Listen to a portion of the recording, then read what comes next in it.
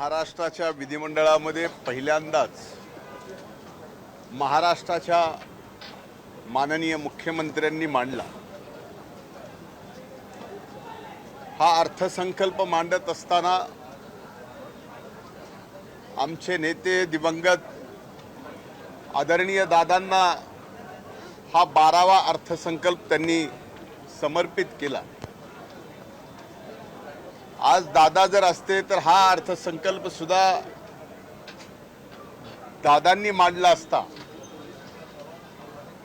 त्याची जाणीवपूर्वक आठवण ठेवून हा अर्थसंकल्प अजितदादा पवार साहेबांना समर्पित केल्याबद्दल महाराष्ट्र सरकारचं आणि आदरणीय मुख्यमंत्र्यांचं मी मनापासून आभार मानतो।